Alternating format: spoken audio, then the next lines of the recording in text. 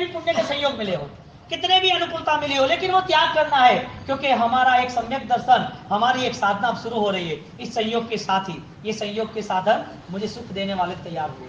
वो नाव छिद्र वाली नहीं है जो मुझे आगे के किनारे पे ले जा रही है, वो लकड़ी अब मुझे सहारा देके रास्ते तक ले जाएगी, मंजिल तक ले जाएगी। क्यों?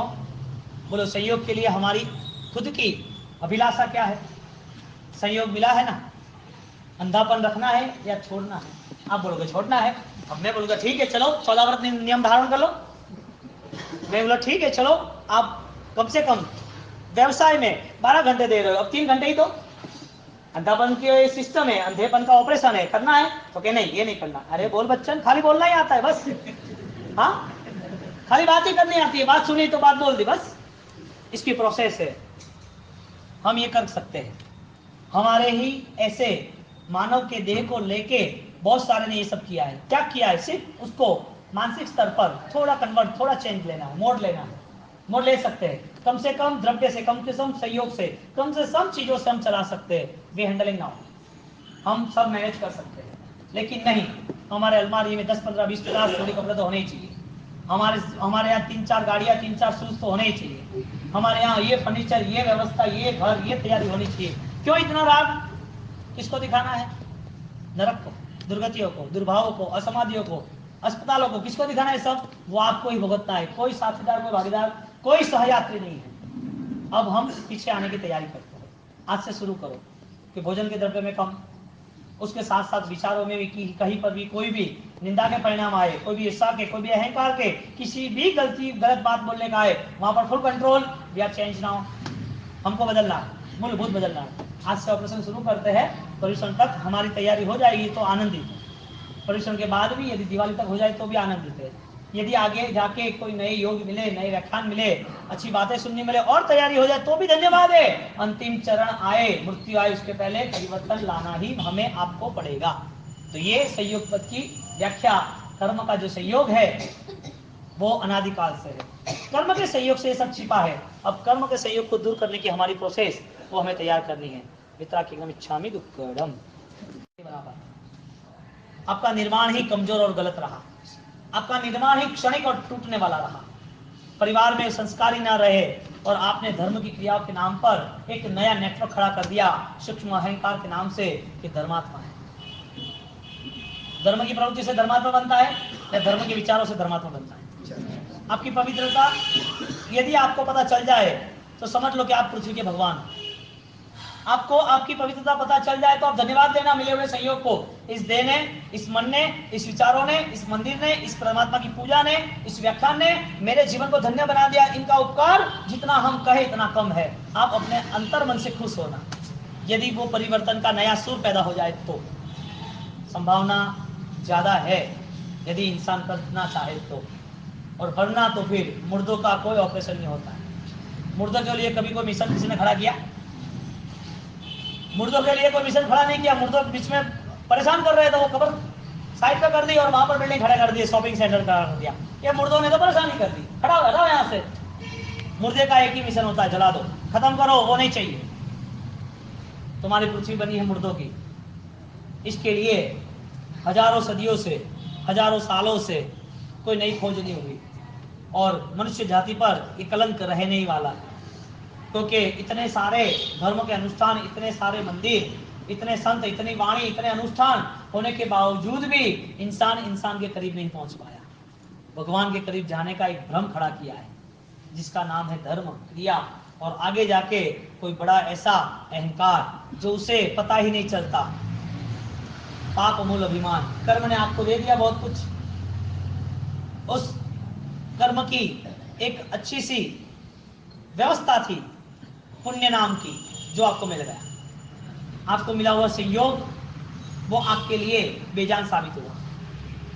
आपको मिला हुआ पुण्य वो आपके लिए निष्फल साबित हुआ।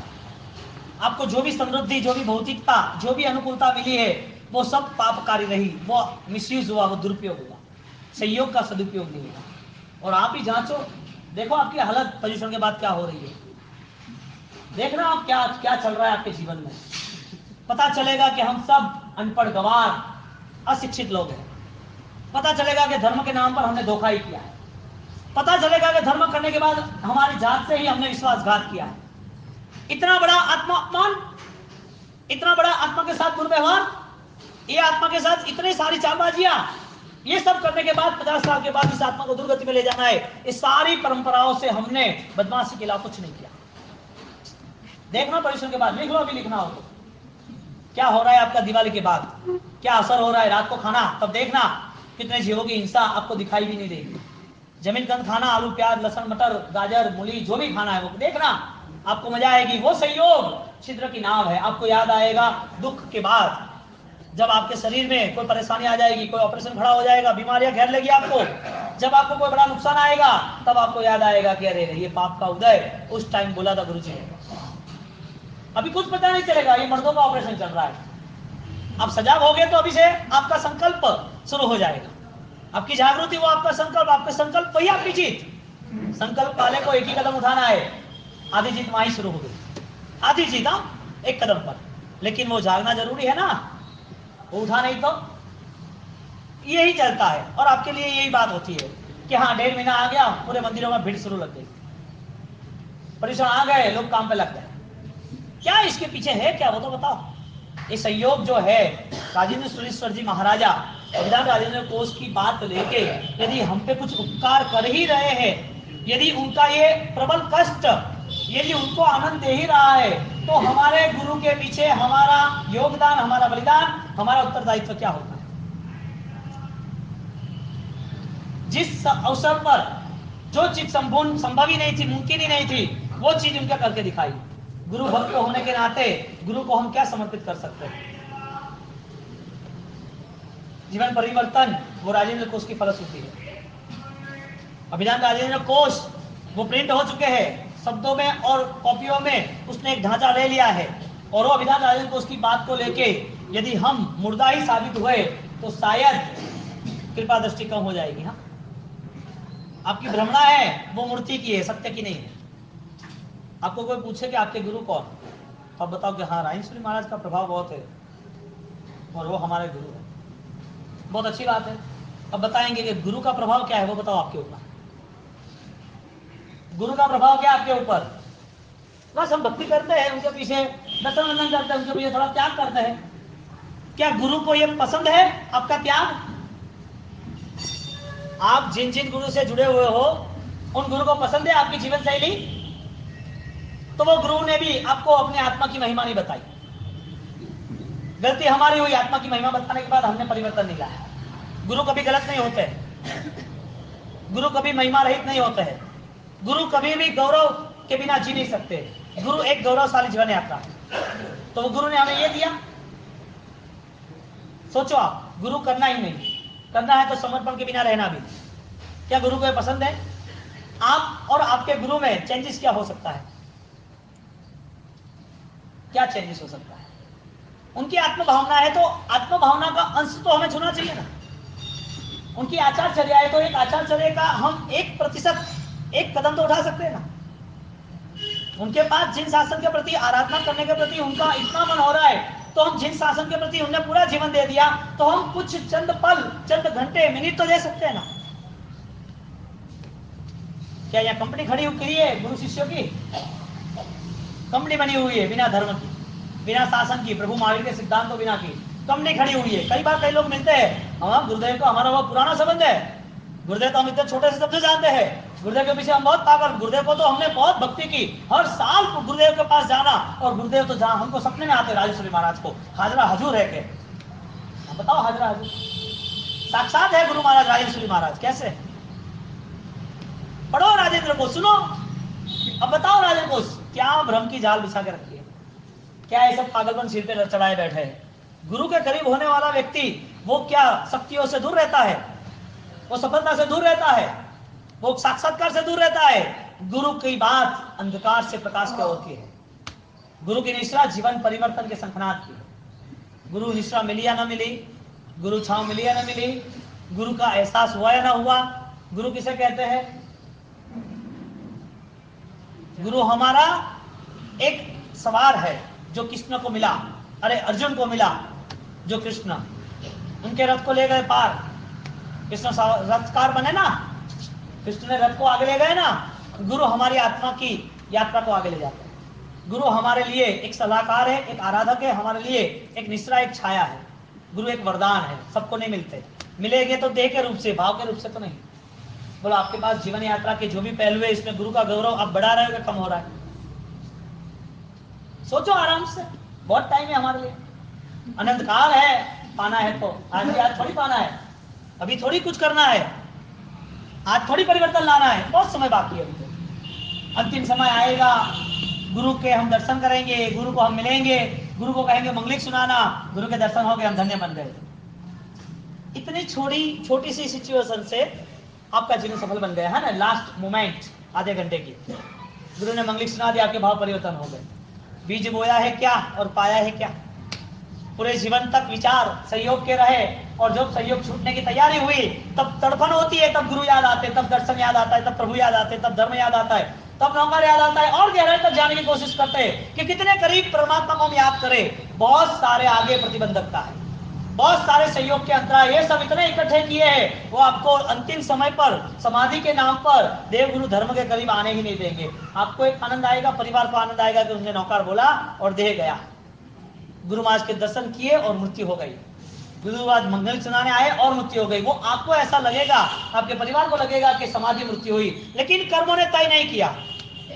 जब संयोग था आत्मा और कर्म का, तब कर्मों ने आपको चांस दिया था गुड लक, गुड लाइफ का। समय आपके साथ था, आप सब कर सकते थे।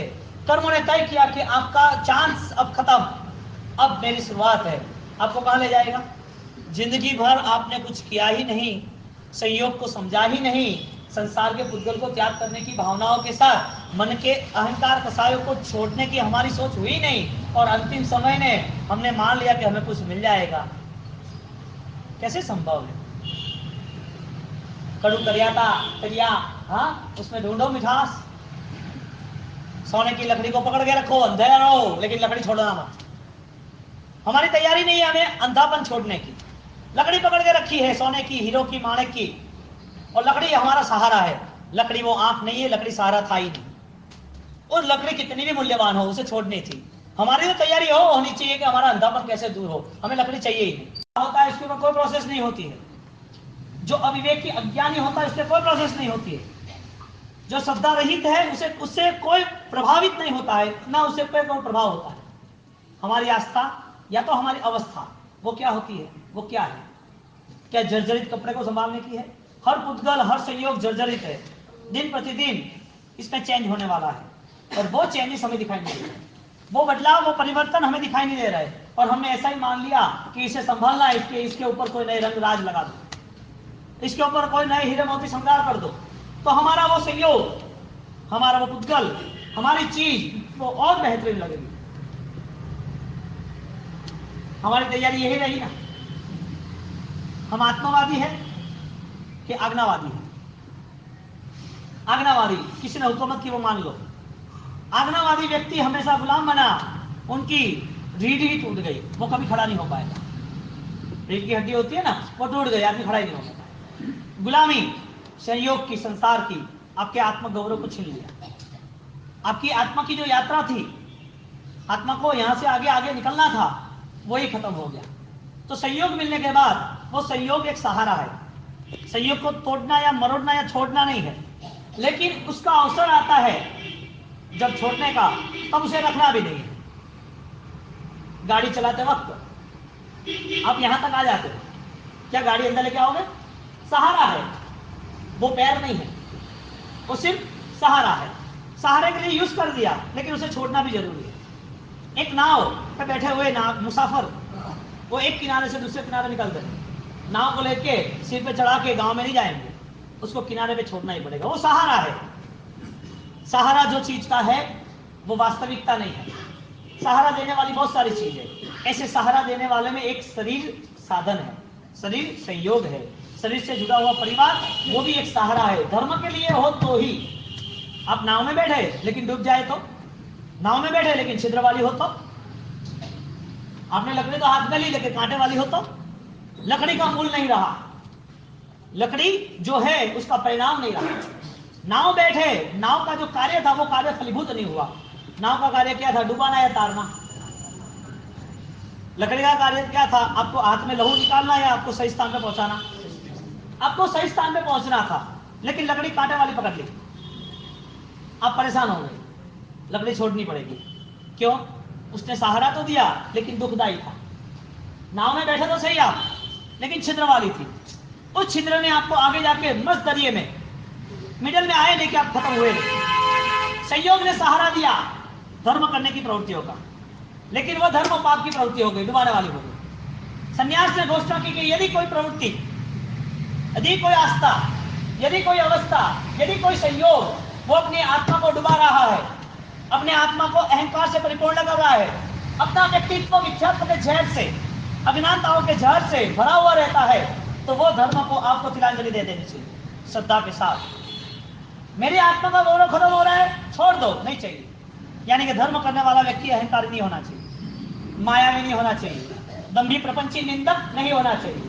और हमारी बार बार ये बात इसके लिए है कि बार बार गहराई तक, तल तक ये छुपा हुआ है धर्म करने के बाद। यानी कि धर्म की शुरुआत विचारों से हुई नहीं। धर्म की शुरुआत जो भी हुई उसमें जितना सस्ता था उतना खरीद लिया। महंगा सौदा हमें पसंद नहीं आया, हमने छोड़ दिया। सस्ता सौदा था, हमारे पास मूल्य था, फिर भी हमने सस्ता ही स्वीकार लिया। हमारा लोभ था, सस्ते से हम मान लेंगे, सस्ते से हम चला लेंगे। क्यों सस्ता ग्रहण किया? सस्ता क्रिया और सस्ती खरीद ली। क्रिया करने में हमें कोई बल लगाना नहीं पड़ा, क्रिया करने में हमें कोई महंगा सौदा हमें तय नहीं करना पड़ा, क्योंकि जो महंगा सौदा था वो परिवर्तन का था। जो मूल्यवान सौदा था उसमें आपको बहुत कुछ त्याग करना था, लेकिन आपने त्याग की भावना ही नहीं रखी। संयोग थे, वो संयोग छोड़ने ही नहीं है। फर्स्ट संयोग कर्म के, पहला ही संयोग कर्म का आत्मा को मिला। वो आत्मा के संयोग के हिसाब से उस विचारों में वो परिभ्रमण, वो चक्र, वो बड़ा सा एक वर्तुल शुरू हो गया। और वो वर्तुल के पीछे एक वर्तुल, दूसरा, तीसरा, चौथा, हर वर्तुल के पीछे वर्तुल, वर्तुल की कोई सीमाएं नहीं, अनंत वर्तुल बन गए। और उस वर्तुल में हम फंसे हैं। हमें बंधन अच्छा लग रहा है, धन लग रहा है, बंधन का धन अच्छा लग रहा है। तो संयोग मिलने के बाद हमने सस्ता सौदा स्वीकार लिया। सस्ता सौदा क्रिया के नाम का है, अमूल्य सौदा ज्ञानवान क्रिया है, अमूल्य क्रिया मूलभूत जीवन परिवर्तन है, अमूल्य क्रिया जीवन का मूलभूत उद्देश्य पवित्रता का है, अमूल्य क्रिया, अमूल्य अनुष्ठान, अमूल्य विचार, आप परमात्मा के करीब पहुंच रहे हो। आपका ये संसार आज नहीं तो कल आपको निर्मोह बनाने वाला है, क्योंकि आपने सौदा ही महंगा किया है। महंगी चीज संभाली जाती है, सस्ती चीज यूं ही खत्म हो जाती है। सस्ती चीज महंगी आते ही निकल जाती है। महंगी अब तक इसके लिए नहीं आई कि महंगा हमने स्वीकारा ही नहीं। हम वो अमूल्य आभूषण क्यों नहीं स्वीकारते जो हमारे आत्मा को और संगारित करते हैं? लकड़ी पकड़ ली है कांटे वाली, नाव पकड़ ली है छिद्र वाली, आज नहीं तो कल मरना है। संयोग पकड़ लिए है डुबाने वाले। जितने भी संयोग है संसार के, उसमें हमारे भाव के परिवर्तन नहीं आ रहे। उस संयोग को ही हमने जीवन मान लिया है। ये संयोग की प्राप्ति और संयोग की पूर्णाहुति, वही हमारी खुशियां है। हमारा भ्रम इतना गहरा, इतना बड़ा है, जिसके हिसाब से हम उस भ्रम के नाते धर्म कर लेते हैं, लेकिन हमारे सूक्ष्म अदृश्य वो अहंकार को, सूक्ष्म अदृश्य वो निंदा के परिणाम को, सूक्ष्म और सूक्ष्म और गहराई तक और अदृश्य अनविजिबल जो भी नेगेटिव थॉट्स, नेगेटिव पॉइंट्स है, उसे हमने कोई देखा ही नहीं, न उनका ऑपरेशन करने की हमारी तैयारी। संयोग है आत्मा के साथ है, कौन सा है? कर्म का है, हाँ है।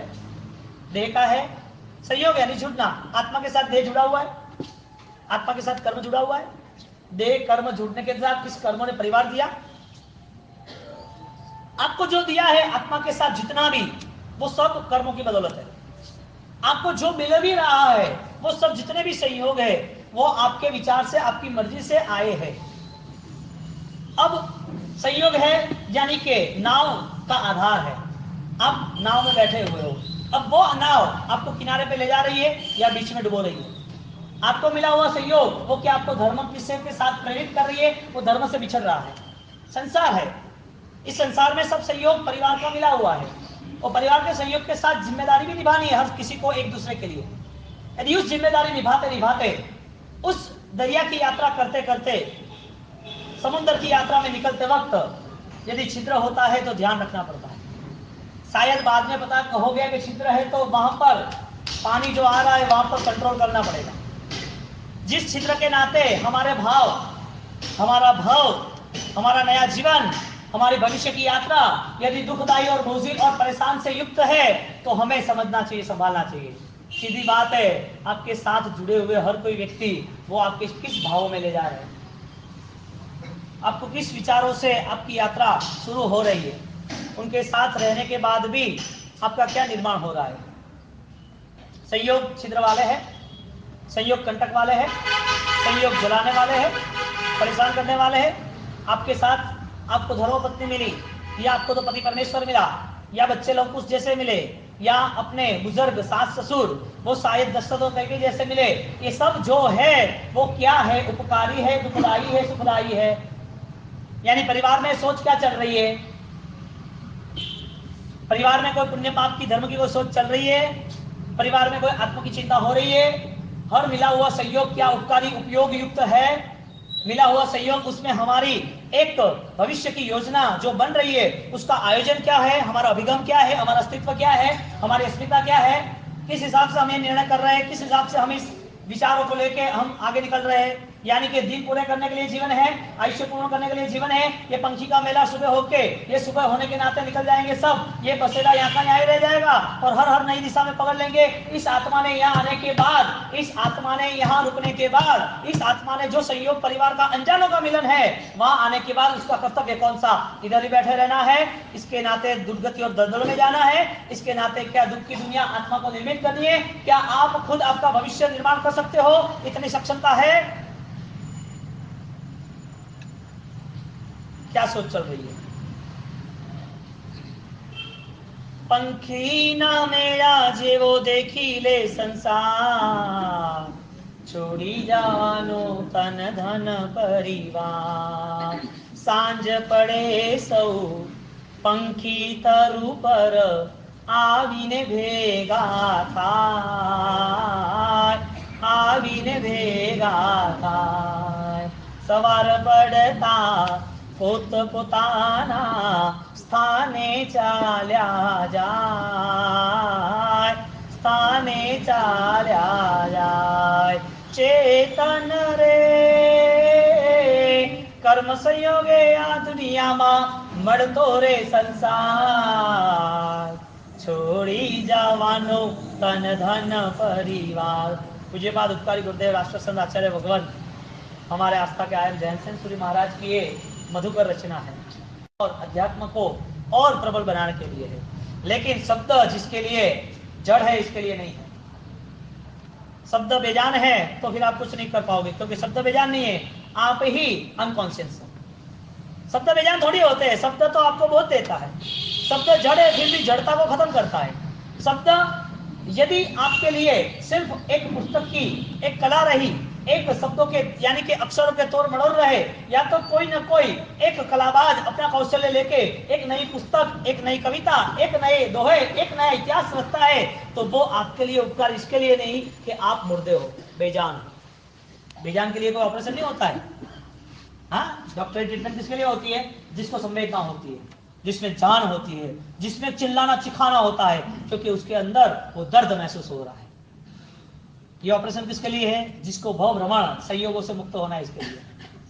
जिसकी यात्रा अभी नहीं, दुखदायी नहीं है, दुखदायी यात्रा पे नहीं निकलना है, उसकी ये तैयारी के लिए शब्द है। ये शब्द तो बहुत सारी रचना के हो गए, राजेंद्र कोश कम है क्या? हाँ, पुरानी 10 सदियों तक, 10th सेंचुरी तक ये निर्माण नहीं हुआ है, और फ्यूचर में 10th सेंचुरी पता नहीं इसका कितना डेवलपमेंट और नया क्रिएशन होगा। लेकिन प्रेजेंटेशन वर्तमान की हाजिरी में, वर्तमान को देखते हुए हम ये सोचना चाहते हैं कि क्या इतने सारे शब्द भी कम पढ़ेंगे? इतने सारे श्लोक, इतने सारे व्याख्यान, इतने सारे गुरु भगवान, इतनी सारी तीर्थ यात्रा, इतने सारे धर्म अनुष्ठान की क्रियाएं, ये सब कम पड़ेगी सिर्फ सहयोग से मुक्त होने के लिए, गुलामियों से मुक्त होने के लिए, आत्मगौरव के सम्मान को प्राप्त करने के लिए? सब क्या है? क्यों कम पड़ रहे? किस वजह से? इसके पीछे क्या छिपा हुआ है? हम मुर्दे की तरह चलते रहते हैं, भेड़ की चाल। भेड़ को डराने और काटने में कोई फर्क नहीं पड़ता है, डरता रहता है भेड़। उसको काटने के लिए योद्धा तैयार होता है, और योद्धा तो बलवान होता है तो ही उसको समझ के खेल करना पड़ता है। जो बलवान नहीं है उसके लिए क्या है युद्ध का मैदान?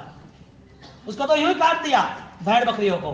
गुलाम है संसार के, संयोग के, और वो हमको काट रहा है संसार। इसे कोई फर्क नहीं पड़ रहा है। नमस्तु वर्धमाना स्पर्धमाना कर्मा, कर्म ने ऐसी झाड़ बिछा दी, मैं किसी को नहीं छोड़ूंगा। जो निकलना चाहेगा उसे पहले परेशान करूंगा।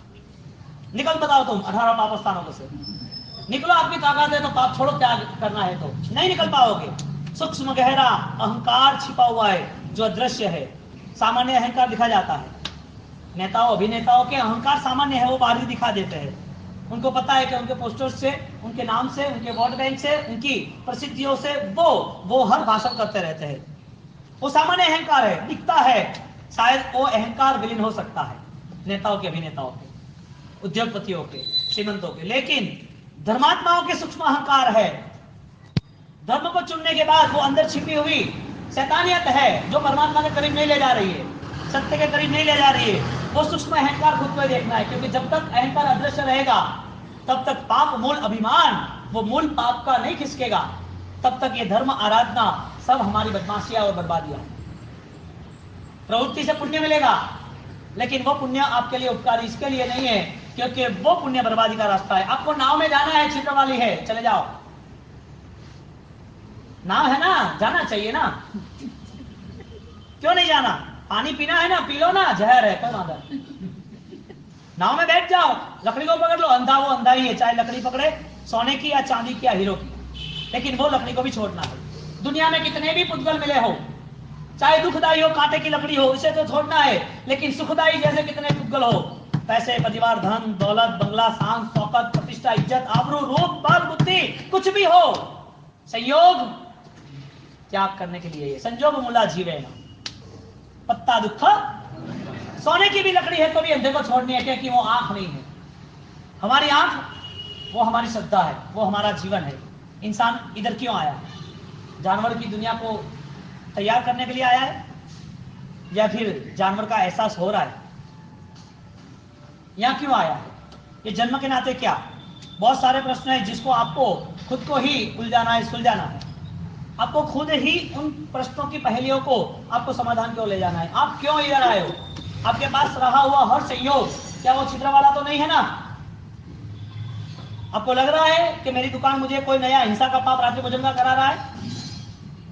आपको लग रहा है कि मेरे जीवन के कोई भी, हमारे जीवन के कोई भी बच्चे और बच्चियों के कोई भी प्रसंग है, शादी ब्याह के या हमारी दुकान के ओपनिंग के, इसमें हम अहिंसा का बहुत बड़ा तांडव खड़ा करके हमारी आत्मा को दुर्गति में ले जा रहे हैं और दुख की पीड़ा सहन करने के लिए हम तैयार हो चुके हैं? आपको क्या लग रहा है? आपका जो पैसा है वो प्रदर्शन के लिए है कि आपकी पवित्रता के लिए है? आपका देह है वो क्या पाप के लिए है कि साधना के लिए है? आपका भोजन है वो सशक्त तंदुरुस्त शरीर मिले तो वो अनुकूल स्वास्थ्य, वो आराधना के लिए तैयार हो सकता है। वो भोजन क्या पाप के लिए, शौक के लिए, अभक्ष खान पान करने के बाद हिंसा के लिए है, या वो भोजन साधना के लिए है? करना वही है, सिर्फ तरीका बदलना है सोचने का। दुकान में जाना है लेकिन दुकान में बैठ नहीं रहना है। टाइम हुआ कि चलो भाई अब मेरा पुण्य, मेरा भाग्य जो होगा वो मुझे निकलना है, मेरी आत्मा की साधना करनी है। पूरे दिन के पाप किए, शाम को मैं प्रतिक्रमण भावपूर्वक करूंगा, विचारों के साथ करूंगा, प्रायश्चित के साथ करूंगा। हर प्रतिक्रमण में एक आंसू मेरे पाप को खत्म करेगा। वही आंसू की धारा मेरे भव के पाप को खत्म करेगा। वही आंसू से हुआ प्रायश्चित वो मेरे पूर्ण रूप को परमात्मा के साथ जोड़ देगा, क्योंकि परमात्मा पवित्र, प्रायश्चित करने वाला भी पवित्र। पवित्र का पूरा कॉम्बिनेशन शुरू हो गया, परमात्मा का अवतरण हो गया। क्या ये प्रतिक्रमण होगा हमारा संवत्सरी के पहले, संवत्सरी तक? क्या हमारी ये सोच बदलेगी पापों को तोड़ने की, प्रायश्चित भावों की, संयोग से विमुक्त होने की? कितने व्याख्यान चाहिए, कितनी तीर्थ यात्रा चाहिए, कितनी क्रियाएं चाहिए? क्या ये डुबोने वाले तो नहीं? ये सूक्ष्म अहंकार नहीं दिखेगा।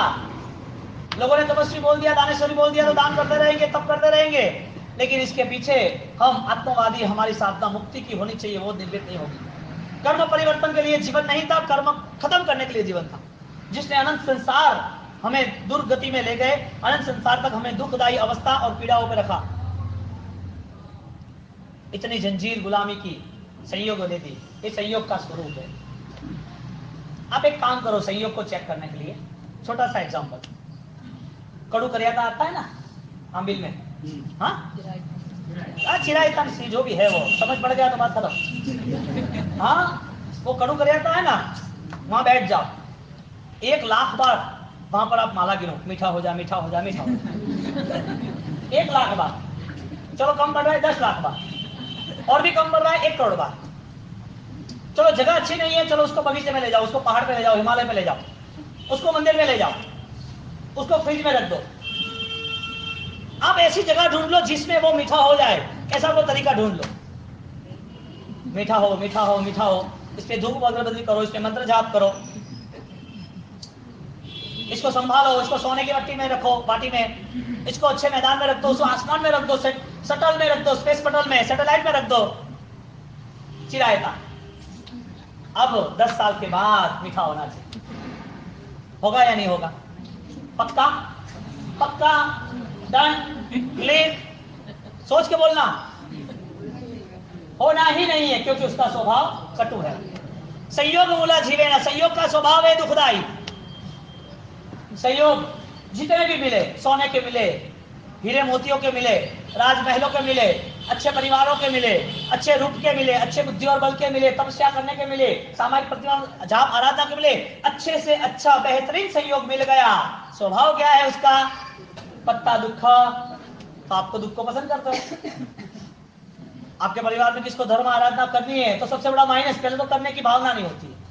आप कहीं प्रेरणा करते हो और वो करते हो तो क्यों गिराता है? नहीं, ऐसा नहीं करना, अभी तुम छोटे हो, अभी तुम बच्चे हो, अभी तो आपका शरीर खाद नहीं रहा है, आपको ये सब चौबियर करने का क्या काम है? आपको अभी पाठशाला क्यों जाना? बड़े होके जाना, अभी छोटे हो, पाठशाला का कोई काम नहीं, दर्शन हो गया, बहुत बात हो गई। अभी दो प्रतियों सीखने का कोई काम नहीं, अभी आप जो स्विमिंग के, स्केटिंग के, जो भी वॉलीबॉल के क्लासेस है उसमें जाना चाहिए, दुनिया के साथ चलना है। आपकी तैयारी क्या रही? संयोग को और सजाना है।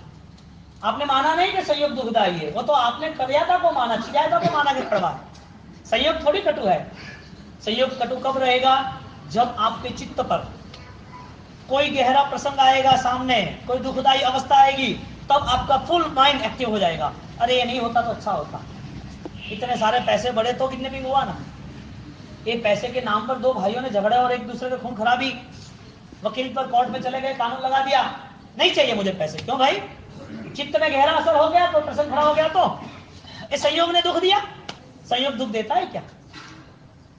संयोग दुख देता है। संसार की हर कोई चीज दुखदाई है या सुखदाई है? नहीं, गलत बोला आपने। सुखदाई है, दुखदाई है, आपके बच्चों को पूछो। आप तो अभी क्या है, 60 अब आ गए, अब आपकी तो टिकट फटने वाली है, तो आपने सोच लिया कि हाँ भाई बाबू बोल रहे, हाँ बोलो। वो कह रहे वो कंफर्म, जिसको अभी पूरा संसार संभालना है, पूरी दौड़ लगानी है संसार के पीछे, उनको आप नहीं समझा पाओगे, क्योंकि उसको दुख ही पाना है। उनका चेतन, उनका चैतन्य, उनकी चेतना, उनका जो आंतरिक बल है वो विकसित नहीं होगा, क्योंकि आपकी सबसे बड़ी भूल है। ग्रंथ में, ग्रंथकार महर्षि अभिज्ञान राजेंद्र कोश के निर्माता, वो ग्रंथ के अंतर्गत जीवन की ग्रंथियों को दूर करने की महत्वपूर्ण बातों का यहाँ निर्देश करते हैं। ग्रंथि जितनी भी मजबूत है, इतनी खोलने में भी परेशान है। खोलने में जितना भी जोर लगाते हैं, इतनी जल्दी खुल जाती है। ज्ञानियों ने हमें इस संसार के जितने भी संयोग, जितने हमको पकड़ के रखते हैं, हालांकि उसने नहीं पकड़ा, हमारे विचारों द्वारा हमने पकड़ के रखे, लेकिन वो संयोग, वो पदार्थ, वो चीज, वो वस्तु, जो भी पुद्गल है जिसे हम पकड़ के रखते हैं, वो जितना जोर से पकड़ेंगे इतनी गठान मजबूत है, इतनी ग्रंथि और पावरफुल है। ग्रंथि यानी आपके विचार में जितनी भी चीज प्राप्त करने के लिए आपका मन जिस हिसाब से शीघ्र गति से उसे पकड़ने के लिए दौड़ रहा है, उसे पकड़ने के लिए आयोजन कर रहा है, उसे पकड़ने के लिए आपकी निरंतर विचार शक्ति शीघ्र से शीघ्र उसके पीछे ही रहती है, वो जो लंबा अरसा चला, वो अरसा ने आपकी ग्रंथि को, आपके राग और द्वेष को, आपकी लालसा को वो और मजबूत बना दिया। ग्रंथि भेद का काम करते हैं, यानी कि ग्रंथि बनाई हमने, बनी अनंत काल से, और वो ग्रंथि की अभी तक कोई भी हमारी तैयारी नहीं है, न देखने की, न समझने की, न परिश्रम की। ग्रंथि क्या कर सकती है? ग्रंथि नीरस होती है। ग्रंथि यानी गांठ, गठान। हाँ, सीढ़ी गन्ना होता है, वो गन्ने के में बीच में छोटी सी गांठ रहती है, जहां कोई रस नहीं होता है। गन्ने के आसपास, गांठ के आगे पीछे वो रस रहता है, लेकिन गठान में रस नहीं रहता है। ऐसे जिन लोगों ने गठान तीव्र बना दी, वो रसहीन जीवन है। जीवन है, लेकिन उस जीवन में उत्सव नहीं है, उस जीवन में धर्म की कोई सच्चाइयां नहीं दिख रही है। एक अंधा आदमी लकड़ी लेके चल रहा है, लकड़ी वो सहारा है लेकिन लकड़ी वो आंख नहीं। सहारा है तो धन्यवाद है, लेकिन वो वास्तविकता नहीं है। अंधा आदमी लकड़ी को लेके तब तक चलता है जब तक उसका कार्य पूर्ण नहीं होता है। उसे पता चला कि अब मुझे बैठना है, तब वो लकड़ी छोड़ देगा। जो चीजों ने सहारा दिया है उसको धन्यवाद देना है, लेकिन वो चीज पकड़ के नहीं रखना है। संयोग हमें सहारा दे रहा है। संयोग यानी कि उपयोग हम जो करते हैं वो हमारे लिए सहयोग है, सही योग है, सदुपयोग है। तो योग की व्याख्या से, सदुपयोग की व्याख्या से, संयोग की व्याख्या से, सप्तम भाग के अंतर्गत अभिधान राजेंद्र कोश की बातों को लेके हमें आज ग्रंथि भेद के निर्णय को लेके चलना है। जो गठान संयोग के प्रति है, जो चीज के प्रति हमारा निर्मोह नहीं हो रहा है, जिस चीज को हम पाने वाले नहीं है फिर भी हमको पता है कि हम परिश्रम करेंगे पा लेंगे। एक छोटा सा भी पुरुषार्थ यदि संसार में कुछ चीज पाने के लिए, कुछ चीज के संयोग के लिए, कुछ चीज न मिली है उसकी अतृप्ति के लिए हमारी यदि अस्खलित धारा रहती है और उस पाने के लिए हम आगे पीछे कोई ना कोई नई नई रचना करते रहते हैं, शायद 2, 4, 5, 10 साल के बाद पा भी लिया, प्राप्त कर भी लिया, लेकिन शायद 10 साल के बाद प्रकट नहीं भी हुआ, तो संसार ये निश्चित नहीं करता है कि आपने चाहा वो मिल जाएगा, लेकिन धर्म निश्चित करता है कि आपने चाहा वो मिल जाएगा। संसार आपको परफेक्शन, आपको श्योरिटी नहीं दे रहा है। संसार आपको सकारात्मक विचार नहीं दे रहा है कि आपने जो चाहा वो मिल जाएगा, क्योंकि जो भी आपने चाहा है उसके पीछे आपका एक पुण्य बल भी होना आवश्यक है। जो भी आपकी प्राप्ति का क्रम है उसमें आपका पुरुषार्थ के साथ आपको इसको किस तरीके से अजमाना है वो भी आपको पता होना चाहिए। पा लेने के बाद, प्राप्त होने के बाद शायद वो तुरंत ही चला जाए। प्राप्ति का क्रम रहा लंबे अरसे का, और जब प्राप्त हुआ तब पता चला कि अब उसका टाइम ही नहीं मिला। अक्सर ऐसा ही होता है, संसार में प्राप्त करने के लिए उसके कई साल चले जाते हैं, चीर अवस्था वो उसके पीछे ही लगा देता है, और उस अवस्था के बाद जब उसे प्राप्त हुआ तब उसका समय व्यतीत करने का बहुत कम रहता है। बीमारी आती है और रुकती है ज्यादा टाइम, सोचते हैं चली जाए चली जाए चली जाए, लेकिन नई बीमारियां लेके आती है।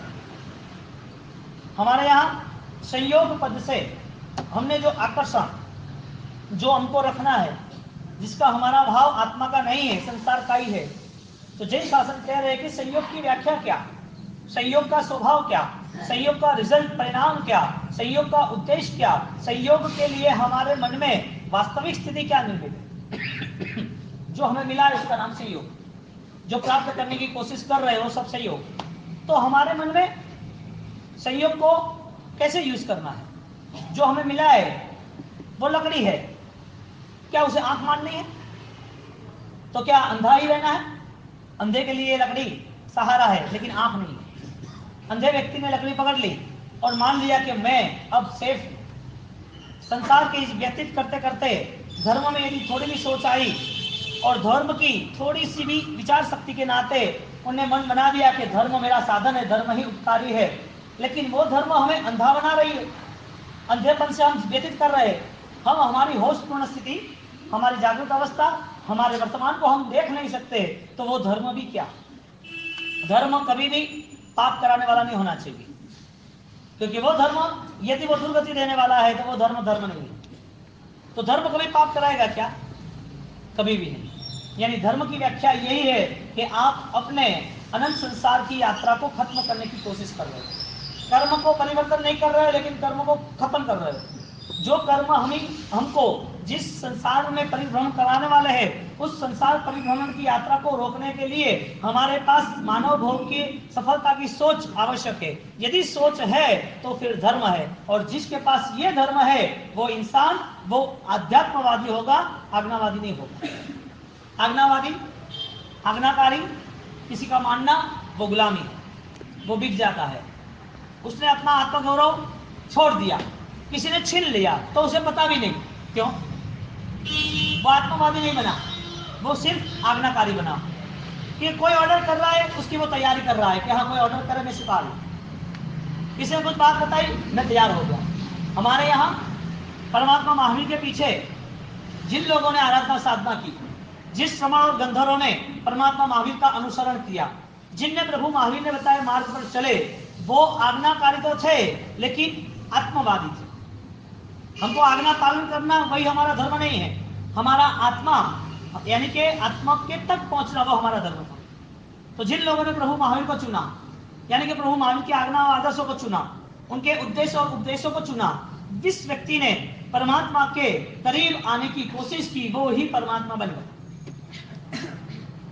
आत्मवादी विवेकपूर्ण हर कोई निर्णय को लेके वो अनुसरण करता है, वो आत्मवादी विवेकपूर्ण हर निर्णय को अनुसरण करता है। अब विवेक ही नहीं है, वह आज्ञा कैसी, वह आत्मा कैसा? विवेक किसका? जो चीज है उस चीज के साथ रहने के बाद क्या मेरी नित्य आत्मा की खोज पूर्ण हो रही है? क्या मेरा शाश्वत स्वरूप मुझे कुछ अनुभूति के तौर पर आगे ले जा रहा है? क्या ये आत्मा की अनंत यात्रा है, उसमें अनंत यात्रा का और नया विकास है, या अनंत यात्रा का कोई अंत है? संयोग मिले हैं, उसका स्वभाव है। यहां पर संयोग का स्वभाव बताया कि आप संयोग को देख के सुख ढूंढने चले। संयोग मिलने के साथ आपको सुख की अनुभूति हुई। संयोग की व्याख्या, संयोग की परिभाषा, जुड़ना, मिलना, किसी चीज की आसक्ति करके उसको अपने साथ ही रखना। संयोग पद ही न होता तो प्रभु महावीर भी न होते, प्रभु महावीर न होते तो उसके अनुयायी, उसके पीछे श्रमण परंपरा, उसके पीछे त्याग भी न होता। त्याग किसका हुआ? श्रमण धर्म का अंगीकार किया। तो संन्यास ने यह घोषणा कर दी, संयम जीवन ने घोषणा कर दी कि तुझे आत्मवादी बनना है तो ये सब संयोग से विसर्जित होना ही जरूरी है। अब संयोग भी रखने हैं और धर्मी भी कहना है, ये कैसे संभव है?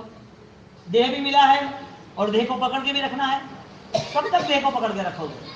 जर्जरित हुआ कपड़ा सड़ने आया, गल गया, पोछा लगाने में काम लग रहा है, पैर पोंछने में काम लग रहा है, फिर भी कपड़े को पकड़ के रखा है, फेंकना पड़ेगा। ये देह जर्जरित हो रहा है दिन प्रतिदिन। जर्जरित होने के नाते उसकी उम्र बढ़ती है, उनकी आंखें चली जाती है, रोशनियां कम होती है, दांत आंख कम होते जाते हैं, सुनना, देखना, चलना सब कमजोरियां साथ में आती है। जर्जरित कपड़ा हो गया, उसका त्याग करना वो हमारी तैयारी नहीं है, यानी कि मृत्यु को स्वीकारनी हमारी तैयारी नहीं है। हम पकड़ के रखे हैं इस संयोग को, हमने इस संयोग को पकड़ के रखा है। मुझे मरना नहीं है, कितना जीना है वो तय कर दो। तो फिर कैसा जीना है वो भी तय कर दो। जीने के साथ क्या पहलू छिपे हैं, क्या रहस्य पाना है, क्या फलश्रुति है, वो भी तय कर दो। बेजान होता है ना, उसके ऊपर कोई प्रोसेस नहीं होती है।